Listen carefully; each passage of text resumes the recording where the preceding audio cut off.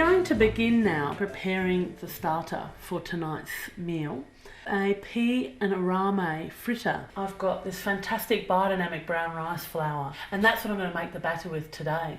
But before I make the batter, I'm going to soak the arame in water. Arame is a type of seaweed which is very high in minerals, very good for you, and this is a great way to incorporate it into your diet. So we're going to soak it first because it's quite stiff and dry, and then it's going to absorb all the water and hydrate up, ready for us in a few moments once I've prepared some of the other ingredients. So first take the arame and some water, roughly a cup, just enough to cover it really, and we're just going to soak that while we begin preparing the rest of the ingredients for this dish. I'll just give it a bit of a swirl with my fingers just to make sure it's all submerged underneath, and then just pop it aside until we're ready. The next thing we're going to do is just chop up some spring onions. So just chop them up. Doesn't really matter how thick they are because they're going to go in a batter. So, obviously you don't want them big and fat and chunky, but they don't need to be perfectly thin, delicate. I can smell that pungent aroma, which is really why I've got them in the dish, is they're just so lovely. And I just throw that little tip in because it's one of those dishes that doesn't really matter. All you're going to see in the batter is the flecks of the green. And now I'm going to grate up some ginger, really nice and fine, and just flavouring the batter with the ginger. Just a bit of a knob, an inch or so of ginger's fine, and just nice and finely shred up some ginger. You want roughly 2 teaspoons of ginger just to flavour this batter. We're going to use roughly a cup of the rice flour, and that's probably about enough. So now we're going to make the batter, so just roughly a cup of flour. I'm going to add some water. It's roughly 1 cup of flour to 1 cup of water, so it's really easy to duplicate if you wanted to make more. And then just whisking together the batter or the flour to make your batter, and then adding a teaspoon of salt. I've got this fabulous pink Himalayan salt, which I just love, 168 trace minerals. One of the things I love about this recipe is it's so simple. Really, you just quickly whip up a batter by adding the salt, the water, and the flour. And then you just throw whatever ingredients you want in. Today I've got peas, these fantastically fresh peas from a local. So I'm just going to add those to it. It's really that simple. And then we're just going to add the rest of the ingredients. So in go the spring onions, so we chopped a bit earlier. And then 2 tablespoons of sesame seeds, so just throw them in. They add a fantastic flavour. Once they get fried up, the sesame flavour really goes through this dish.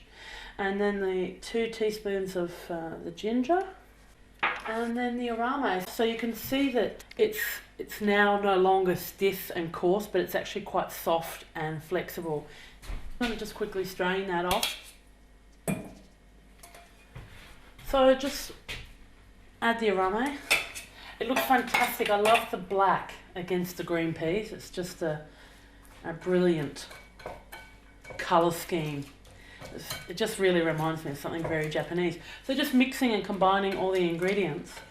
And something I like to do when I'm making batters, even though the flour's raw, I just like to make sure I've got enough salt in it. So I'll just taste it, and if that tastes salty enough, I know it's probably okay.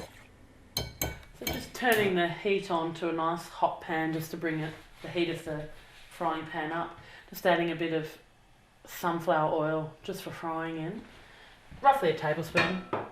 And then we want to just swirl the oil around the pan just to coat it nice and evenly, so they'll brown nice and golden evenly. So then we're just spooning in just around a tablespoon into the pan.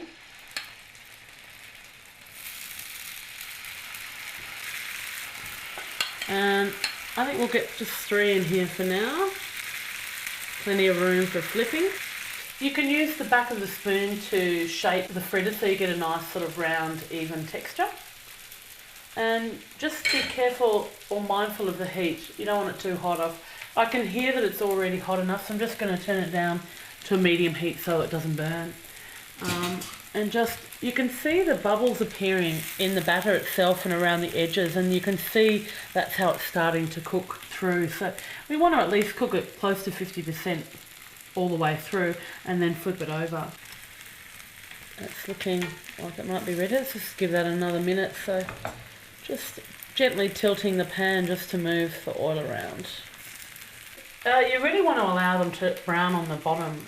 Not only do you want them to cook through so the batter's not gooey in the middle, but you definitely want to brown them so when you do go to flip them, there's a nice solid crust that's formed on the bottom that's nice and golden. So we're going to just have a little peek under this one now and see. I think this one's about ready, so just flip that over. Using the back of the spatula, just flattening the fritter down so that you get that nice even base, particularly with the peas poking up. You want to make sure that they're all nice and flat.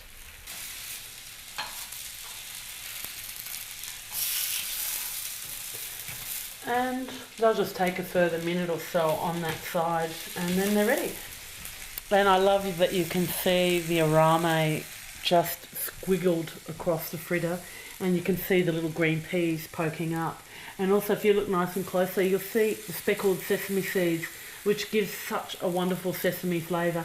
You could also add a little bit of sesame oil to this recipe, but I find that the sesame seeds themselves do such a great, fantastic job that you don't really need the extra sesame oil. So just flipping them onto the pan and then obviously finishing the rest of the batter.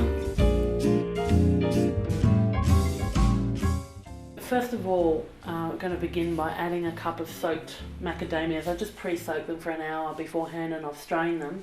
And now just throw them straight into the blender. And then a quarter of a cup of oil, straight in. And then a teaspoon of wasabi powder. This is a fantastic powder actually. It's simply just horseradish, spirulina and turmeric. Now if you love wasabi then maybe go for 2 teaspoons, but I'm not the biggest fan of wasabi. I just like the warmth that it can bring. Roughly half a teaspoon of salt, pink Himalayan good salt again. And then we're going to add a quarter of a cup of water. And I'm going to juice a lime and throw that in. I'm going to throw the juice of the whole lime. I like really lemony, zesty, citrusy things, so I'm going to put as much lime as I want in there. But there's no pips in these limes, so I don't mind a bit of the pulp going in because it adds lovely flavour and texture and fibre as well. So just popping the lid on, keep your hand on the lid and then just going to whiz that up until it's smooth and creamy.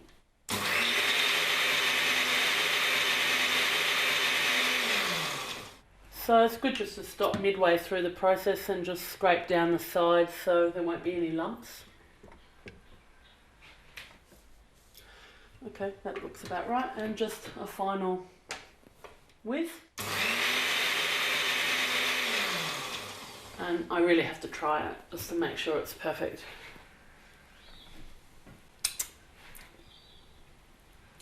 Yep, that's good. It's a nice, thick, creamy texture. And we're just going to pour that into this little dish here and just pop it aside in the fridge, ready for when we need it.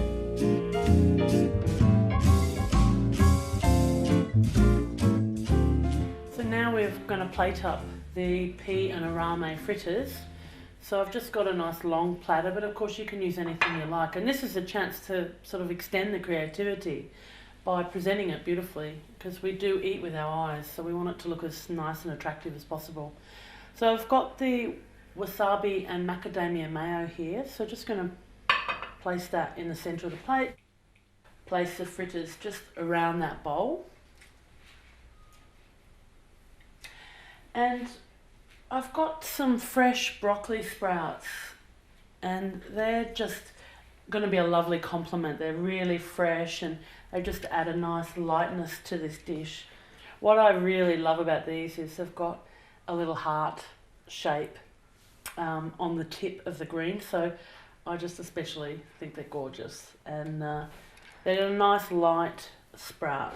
And the finishing touches, these beautiful little nasturtium flowers that I picked from my garden this morning.